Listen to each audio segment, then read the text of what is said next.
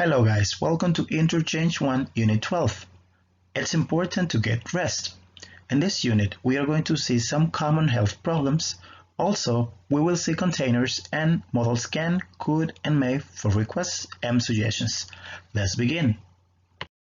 The following are some of the most common health problems that people experience. A backache, a cough, a cold, the flu, a stomachache, a headache, sore muscles, toothache, insomnia, a sore throat, a fever, a burn, an earache, and a sunburn, This is the first conversation for Unit 12. In this conversation, we have two people at the gym. Let's listen to them. Unit 12. It's important to get rest. Page 78. Exercise 2. Conversation. It really works. Part A. Listen and practice. Are you all right, Keith? Not really. I don't feel so well. I have a terrible cold. Oh, that's too bad. You shouldn't be at the gym then. Yeah, I know. But I need to run for an hour every day. Not today, Keith. It's really important to get some rest. Yeah, you're right. I should be in bed. Well, yeah. And have you taken anything for your cold? No, I haven't. What should I take? Well, pain medicine, lots of water. Sometimes it's helpful to drink garlic tea. Just chop up some garlic and boil it for a few minutes. Then add lemon and honey. Try it. It really works. Yuck! That sounds awful. This is the first grammar point for Unit 12. Adjective plus infinitive. Noun plus infinitive. If you mention a verb after an adjective or a noun, use infinitive. What is infinitive? To plus a verb. To plus a verb in the base form. As the example here, it's important to see a doctor. It's important to see a doctor. In this sentence, the infinitive is to see. To see.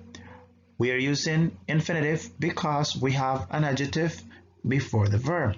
So we cannot say it's important to see a doctor. We need to say it's important to see a doctor. Adjective plus infinitive. Noun plus infinitive. In this case, we have two questions requesting or asking for recommendations and suggestions. The first one, what should you do for a headache? What should you do for a headache? And the second one, what should you do for a fever? What should you do for a fever? So in this case, we want to know some recommendations for these problems. So we are going to use these phrases like it's important, it's helpful, and it's a good idea. If you notice, important, it's an adjective, helpful, it's an adjective, and idea, it's a noun, together with good, which is an adjective. So after these phrases containing adjective or nouns, we are going to use infinitive if you mention a verb. So in this case, it's important to take some pain medication. It's helpful to rest in bed. It's a good idea to go to a quiet place. Now for the second one, it's important to see a doctor. It's helpful to take a warm bath. It's a good idea to drink lots of liquids. So in this case, if you can see, for the formula we need it's plus a noun or an adjective plus to plus the verb, this is the infinitive, plus the complement. So what should you do for a fever? It's important to see a doctor. It's helpful to take a warm bath. It's a good idea to drink lots of liquids. What should you do for a headache? It's important to take some pain medication. It's helpful to rest in bed. It's a good idea to go to a quiet place. When you buy any medicine or any product, they come in a recipient or in a container. These are some of the most common containers that we can find in our houses. We have box, bottle, bag, can, jar, pack, stick, and tube. We already mentioned the containers or recipients. Now let's see some products. Deodorant, shaving cream,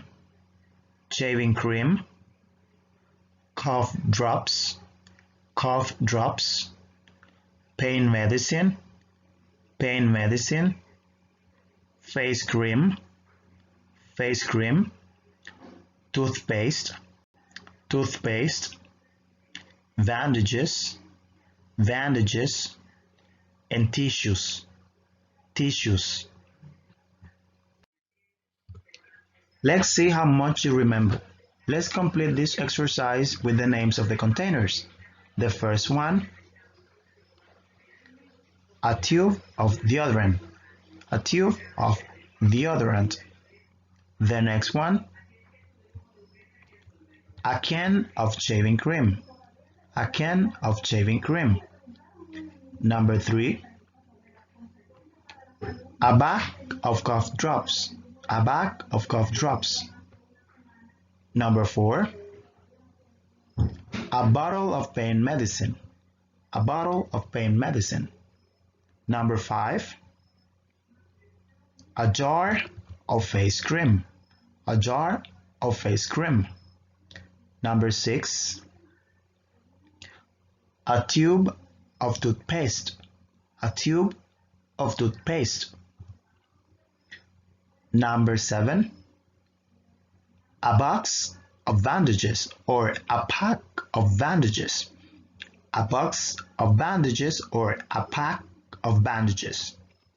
And the last one, number 8,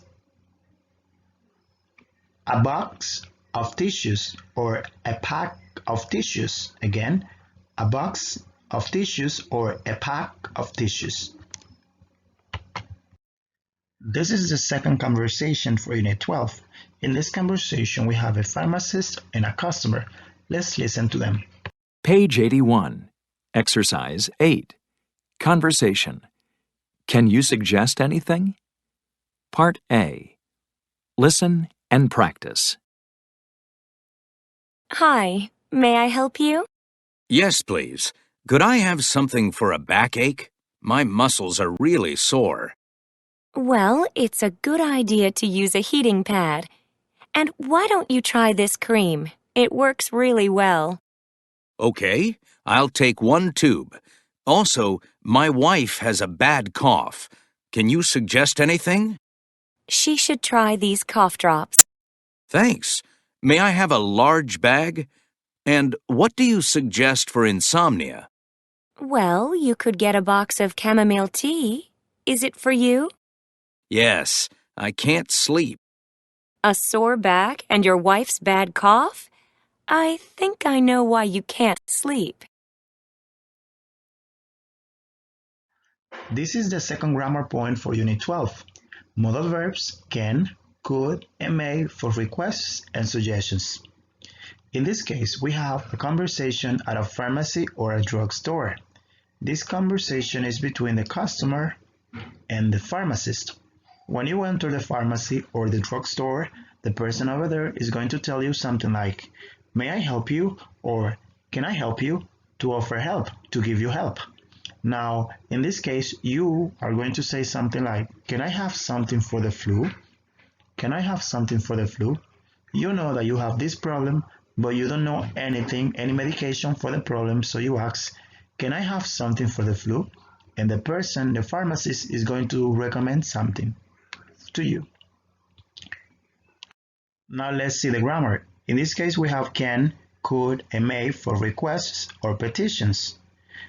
In this case, you can see can or may are the same, but may it's more formal than can. Can I help you? May I help you? If I want to offer my help, I say, can I help you? Or may I help you? May is more formal than can. And then you're going to say something like, can I have something for a backache? You know that you have a backache, but you don't know any medicine for that problem. So you say, can I have something for a backache? Can I have something for a backache? In the second sentence, you are using could. Could I have a box of bandages? Could I have a box of bandages? In this case, you know what you want. You know the name of the medicine or the product, so you say it. Could I have a box of bandages? And in the last one is using may. May I have a bottle of pain medicine? May I have a bottle of pain medicine? Again, here, you know what you need. You know the medicine, so you mention it. May I have a bottle of pain medicine? You can use can, could, and may for requests or petitions. In this case, remember, may is the most formal, may. But you can use can, you can use could, and you can use may for requests or petitions. Remember, after can, after could, and after may, if you mention a verb, the verb is in the base form, as you can see here. Can I have? Could I have? May I have? The verb is in the base form. Now don't say, give me some pills for the flu. Don't say that because that doesn't sound polite. That doesn't sound polite. That sounds rude, like if you are the boss. Say something like, can I have? Or could I have? Or may I have? Because it's more formal. It's less rude. Now for their recommendations, you are going to use should, could, and why don't you for suggestions or recommendations. For example, here we have a question. In this question, the person is asking for something for insomnia. This is a problem. Insomnia, when you cannot sleep. So, what do you suggest for insomnia? Or, what do you have for insomnia? So, in this case, you can use should, you can use could, and you can use why don't you. The first example, you should drink some chamomile tea. You should drink some chamomile tea.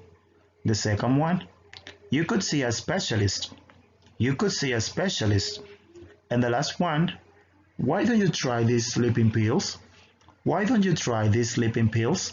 So in this case, remember, we are going to use after should, after could, and after why don't you, the verb in the base form. And we can use these expressions or these phrases to give some recommendation. Well guys, that was everything for today. Thanks for watching. See you next time. Bye.